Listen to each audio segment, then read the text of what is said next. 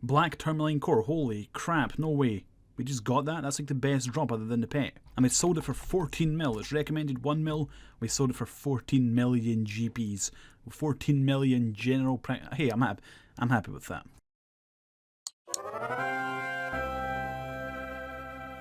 Hello ladies and gents, welcome to a guide on how to defeat the new Gargoyle boss in old school RuneScape. This new Slayer boss can only be fought when on a Gargoyles or Gargoyle boss Slayer task. The only requirement to access the Grotesque Guardian's Gargoyle boss is 75 Slayer and the Slayer task, the Gargoyle Slayer task. And the boss itself can be found on top of the Slayer tower. You just go to the top floor and there's a gate you can enter that takes you to the roof, but in order to unlock that gate to access the roof and the boss, you need to get a brittle key. And the brittle key only drops from regular gargoyles when you're on a Gargoyle Slayer task. The drop rate isn't known at the time of making this video, but Jagex have stated that you can get it, or you should get it, within 1 or 2 Gargoyle Slayer tasks.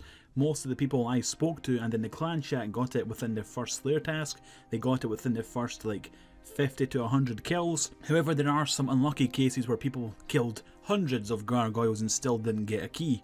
You have to remember to be on task. And the boss arena on the rooftop of the Slayer tower is an instance, and there can only be 8 instances at once on each world, so sometimes if you're on a busy world, if it's prime time, a world may be full. You'll have to find another world where there aren't 8 people doing the boss at the same time. So before we jump into the boss fight, here are some gear and inventory setups for you to use as an example. Now, because these bosses, the Grotesque Guardians, have very low defense, the actual gear you use isn't that important. It's more just the fight that's important. The only things you need to make sure you have is a range attack style and a melee attack style. But for the sake of helping you guys out, here is a high-end setup and a budget setup. So the most common and so far most effective setup, the high-end setup, you have the Slayer helmet, the Avas, the blowpipe, Barrel's gloves, primordial boots, Berserker's ring imbued, Bando's tacit, a god D-hide top with some Zenite jewellery from range to melee switch. Equipped I have the Necklace of Anguish and I switch it out with the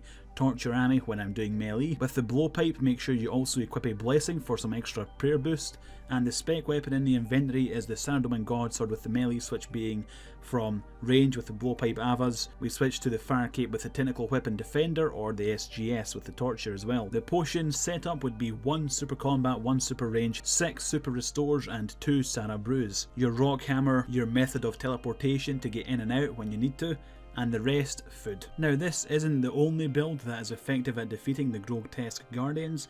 A bunch of people like bringing Guthins for the extra sustain and lifesteal, but I found that with the Saradomin God Sword you don't really need the Guthins. You can use those 4 inventory slots for more restores or food to help you last longer on the trips. And you can upgrade and downgrade where you can. So let's say for example the necklaces, if you don't have Zenite jewellery, a Fury would suffice for both melee and range. And if you don't have primordial boots, dragon boots would work just fine. These are just examples that can work for the entire setup, from blowpipe to rune crossbow, from barrel's gloves to rune gloves. But speaking of downgrading, here is a budget setup. Here is a setup that I have personally tried out before suggesting this to you guys, and it still works relatively well.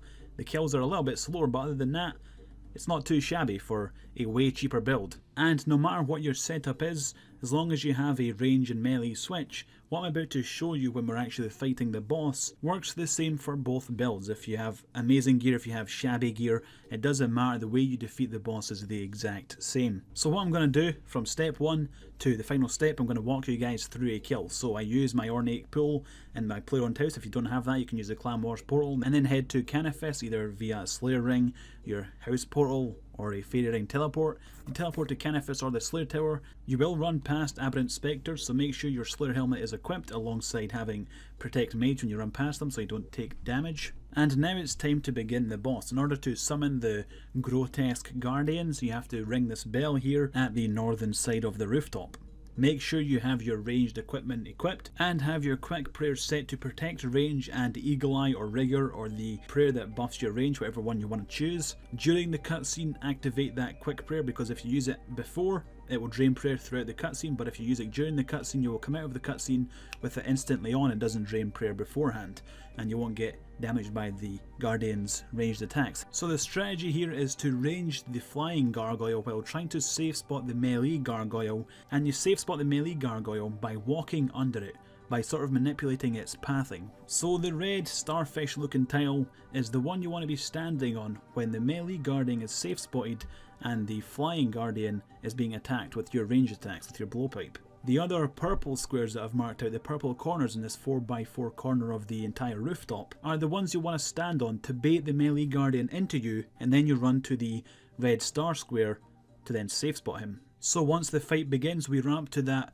purple square that I marked out in the 4x4, it's in the top corner. We let the melee Guardian walk up to us, hit us, and as soon as he attacks us, we run to the other corner of the 4x4, the one I marked with red in the picture. And now you can see the Guardian is sort of trying to path towards us. He doesn't have the room to attack us. Now sometimes he will find an opportunity to attack you, then you just reset doing the exact same thing. You would walk back into one of those purple corners I marked out when he attacks you, then run back to the red corner and begin attacking the flying Guardian once again. Once the flying Gargoyle gets to half HP, the next phase begins. When both of the Gargoyles go to the middle and face each other, they begin summoning these little things on the floor. This part's really easy, you just have to dodge them. Make sure you're paying attention, not looking away like I did right there.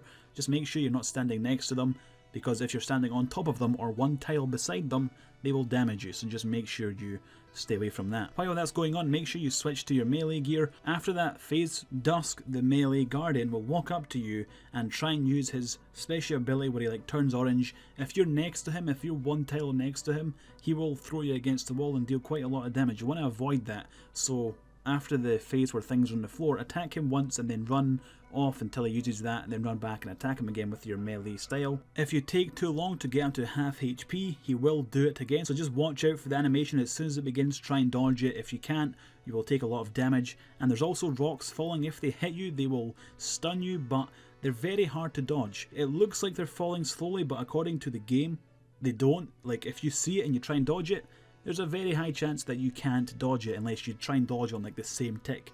It's very hard to dodge them, so it's really just RNG at that point. If they're going to hit you, they're going to hit you, and you just have to sort of tank it really.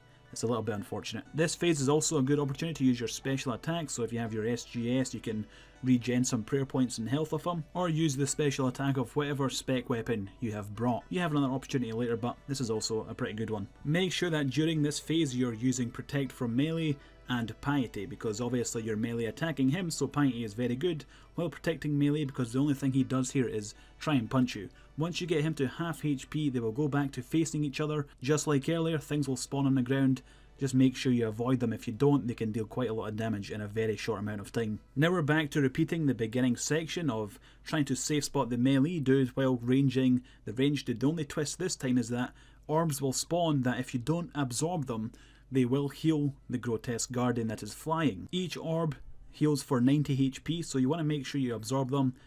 If you take too long to absorb them, they will expand. You can still absorb them then, but they'll deal damage to you, only 10 damage. It is worth it because it avoids the Guardian healing itself for 90 HP. After you've done absorbing, go back to the northeast corner, do what we've done in the very first step of fighting the boss. Just try and use the corner to stand on top of the Guardian, the melee Guardian, so he can't attack you, just sort of trap him beneath you. Sometimes, like he's doing right now, he will find ways to attack you, just keep resetting it. It is worth to reset it and not tank his damage. Like now, he's trapped. It's just a little bit of RNG, you just have to keep trying it. Do this until you have killed the flying Guardian, then the next phase begins. Once the first Guardian is defeated, the flying one, he will spawn a bunch of those floor things around him. Just make sure you run away as soon as it's killed, then get your melee gear on. These sort of fire squares will start spawning around you, but there is an exit, you just have to run out of it. It's really easy, you just walk away from it basically. Sometimes it will trap you against a wall, but in that instance, you just sort of want to stand on the square that's free, because there's always one square open for you to run out of, and that one doesn't damage you if you stand on it. So if you get trapped, just stand on the one square that doesn't have fire on it. But otherwise it should be really easy to just run away from the fire, just run out of the fire. And in this phase, similar to the second phase where you're fighting the Gargoyle and he was just punching you, he does sort of the same thing, but now he has a ranged attack that mixes in with his melee attack, and he can also spawn that fire thing occasionally. What you want to do this time is, instead of praying melee, pray ranged with your piety, your melee weapons, use your spec if you've got it, and just sort of kill him. That's all you gotta do. He doesn't do the orange shield thing where he knocks you back into the wall in this phase. The only thing you have to worry about is the two attack styles that he uses, melee and ranged. Just keep the ranged prayer on, because even with the melee prayer, he can still hit through that with his melee attacks and the range will do damage to you. However, if you have the ranged prayer on, he will not damage you with the ranged attacks and very rarely damage you with the melee attacks unless you have a really low defense level.